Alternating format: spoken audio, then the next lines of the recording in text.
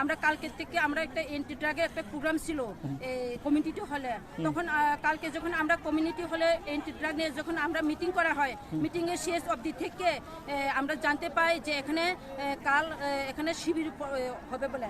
তো আমরা তাদেরকে জিজ্ঞেস করলাম হঠাৎ করে কি করে এখানে দারকামুড়া স্কুল মাঠের মধ্যে কি করে হঠাৎ করে একটা শিবির অনুষ্ঠান হলো। তো যে কোনো মাইকিং করা হয়নি, বিসি থেকে চেয়ারম্যান জানা হয়নি, তার লোকাল থেকে কোনো জানা হয়নি।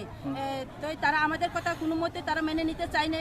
সেই ক্ষেত্রে থেকে আজকে আমরা এখানে আমরা বোমা বদল তরফ থেকে আমরা এখন কোনো পার্টি নিয়ে নয়, আমরা বোমা বদল তরফ থেকে আমরা একটা একযুগ হয়ে এই শিবির প্রশাসনকে আমরা বন্ধ করতে এসেছি।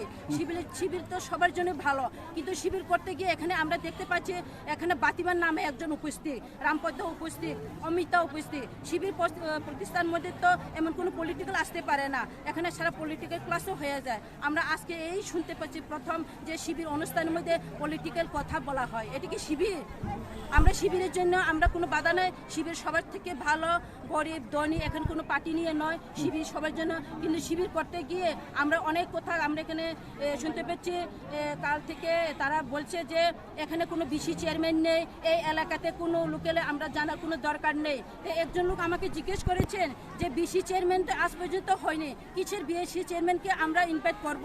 তখন আমি ওনার কথা উত্তর করতে হয়েছে যে আমি মেনে নিলাম বিসি চেয়ারম্যান যদি না থাকে, এটা তো ইলেকটেড, এটা তো সিলেক্টেডের চেয়ারম্যান, এটা তো ইলেকটেডের চেয়ারম্যান নয়। তখন তার জবাবে আমি উত্তর দেই আচ্ছা আমি মেনে নিলাম বিএসসি চেয়ারম্যান যদি সিলেক্টেড হয়ে থাকে তাহলে আজকে ত্রিপুরা রাজ্যের মুখ্যমন্ত্রী তো বিপ্লবের পরিপ্রেক্ষিতে তো তিনি মানিক সাহা এসেছেন, মানিক সাহাকে কি ইলেকশন দিয়ে মুখ্যমন্ত্রী করছেন না সিলেক্টেড করেছেন। মন্ত্রীরা কি ভিতরে আছে?